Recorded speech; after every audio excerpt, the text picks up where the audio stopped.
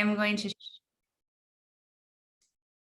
Great. All right. Thank you so much, everyone, for joining us for tonight's conversation on governance. I'm going to go ahead and share my screen. I have a little pre-prepared PowerPoint I'm going to go through, and then we should have plenty of time at the end for questions and conversations. In the interim, please, if I can just ask, Sam Anthony's going to hop off in a little bit, so I won't be monitoring the PowerPoint and the chat. So please just hold questions until the end, and then we can talk through them together. So, what does governance actually mean? What are we here to talk about? The state board had the pleasure of welcoming Laura Otten from the Nonprofit Center at LaSalle University earlier this year, and she hosted a training on governance. I thought this quote in particular really captured the concept very well. A board governs. A board is responsible for setting internal policies that dictate how an organization will operate and function. Even in an all-volunteer organization, like I know many of our local leagues are, governance is vitally important in creating and maintaining an atmosphere of professionalism and efficiency. So it's not just having staff policies or anything like that. Even if you don't have a staff, it's about having board policies and just a set of rules by which your organization is going to operate. And, this quote really captures how it can be small things, like day-to-day sets of directions, to really big things like mission, budget, and strategic plan. Policies provide an organization with three very important things: effectiveness, efficiency, and protection. So to be clear, when we're talking about governance and policies in this particular context, I'm talking about internal policies. We also talk a lot about external policy advocacy work at the league, and those are sort of two different buckets of things. So when we're talking about our external policy advocacy work, that is, the work the league does to advocate on specific public policy issues where we have positions.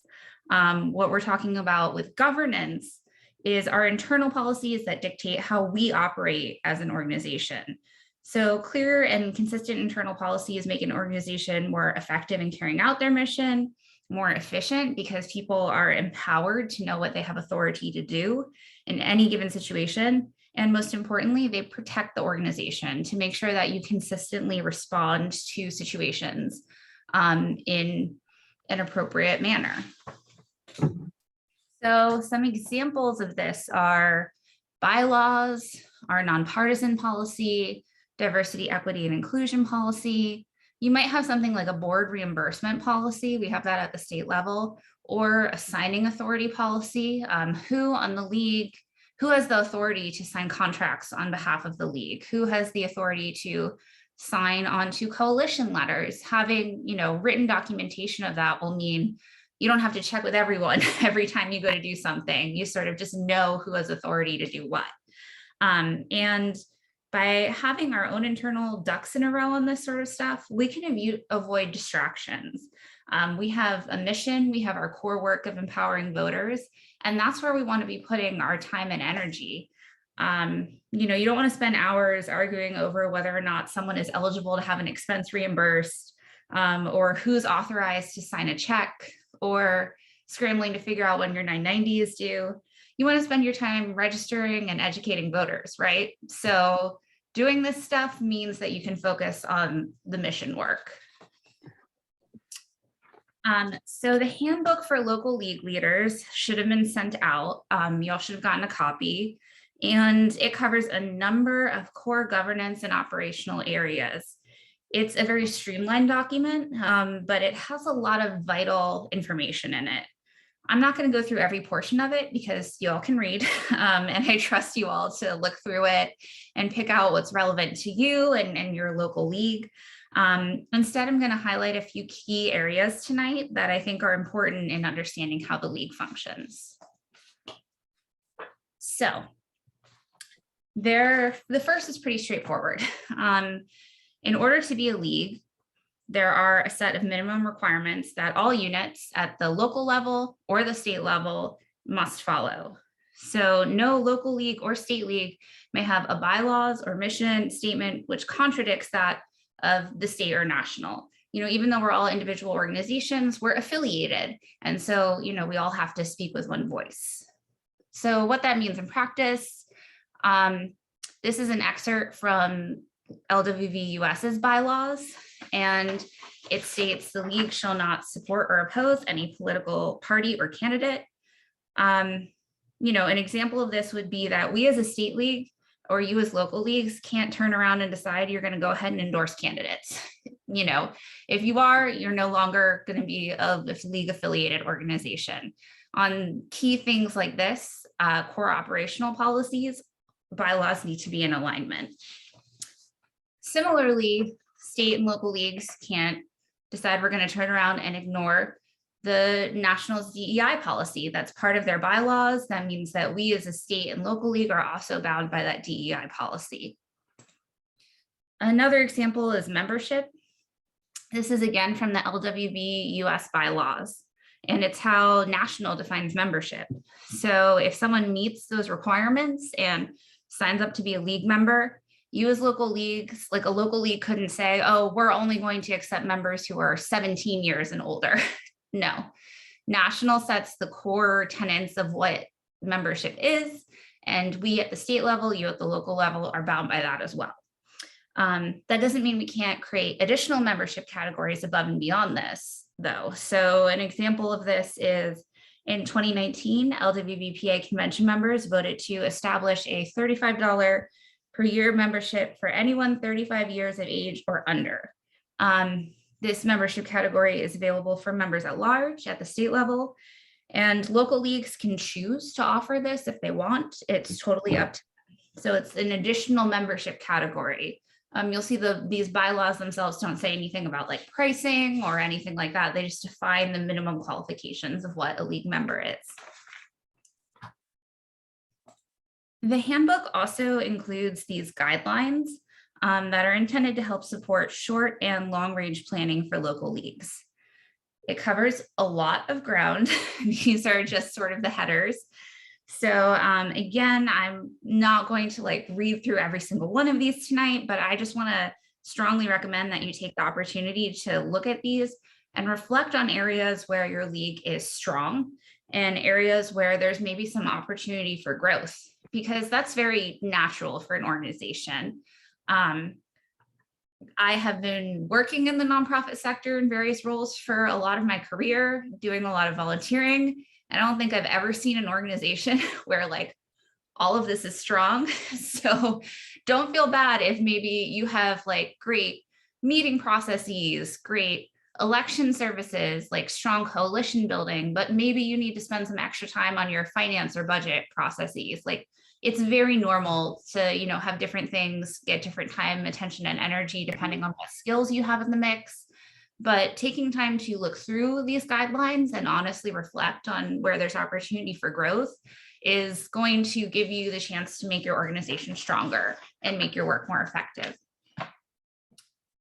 The handbook also covers the current rates and process for PMP, or per member payment. Now, I'm sure a lot of folks have heard about some big changes coming to PMP. I strongly support these changes. I'm super excited about them. And I think it's going to take a lot of administrative burden off of local leagues and us at the state level when it comes to managing and processing membership data and dues. However, they are not immediately happening. So, no one assume you can just delete whatever member tracking system you have or anything like that. And, they're being very intentional and sort of slowly rolling these things out so the rug doesn't get pulled out from under anyone. So for 2022-23, we have this standard sort of PMP process and rates that you should all be familiar with. I think this isn't anything new. One thing I do want to flag is that there's two special membership categories.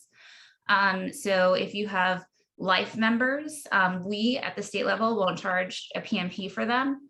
Or if you have student members, we will at the state level, waive the PMP from them. So you can offer a free student membership, which is, again, it's up to you as local leagues if these are memberships that you want to offer to folks, but it is a great incentive especially as we're looking to attract new people, new energy, to be able to offer these and to honor folks who have been involved with the league for a really long time. So just be aware of those. So another thing to flag is that this handbook includes some information on finances and insurance. If your fiscal year end date does not match the IRS records, which there's like a table with what we have for everyone in there, you need to email a letter to the IRS and request a change. And this is something that we at the state level can support with. So you can just email info@PALWV. I think Ray is on this call. Ray knows all about this and she will help you out and give you more information and like a sample template letter. LWVPA holds the sales tax license for the PA state organization only. All local leagues in Pennsylvania must obtain their own sales tax license if they sell any taxable items. So if you're selling merch or swag, be aware that that is something that is required. The state league has a liability policy under which local leagues may receive liability coverage if you opt into it. Payment for the 2022-2023 coverage was due on the 14th. Again, this is something Ray is way more knowledgeable about than I am. So info@palwv.org if you have questions about it. And then with the exception, I think, of Pittsburgh, local leagues are generally 501c4s. So you cannot accept tax deductible donations. You can take donations, they just won't be tax deductible to the person who's giving them. However, National, out of their 501c3, the League of Women Voters Education Fund, has a program that allows state and local leagues that are not tax exempt to solicit tax deductible donations. There's a link where you can get more information in the handbook.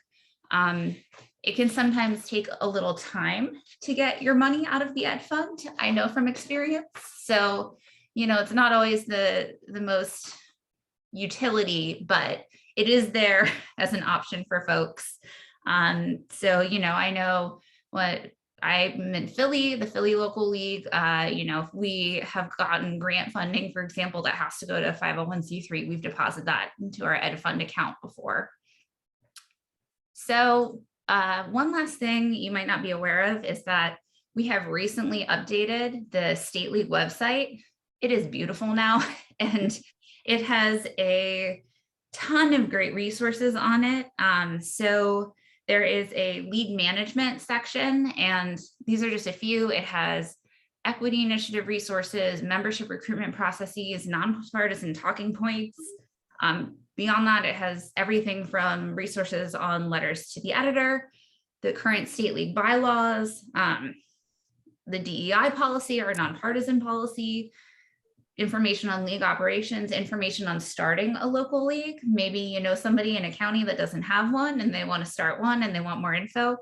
You can send them all here. So anytime there's sort of a question about finding resources, the first place to check is on the State League's website and check out this local league resources section, because there's a lot of useful stuff on there. So that is all from me. I'm gonna stop sharing my screen. I'm gonna go ahead and stop the recording piece of it.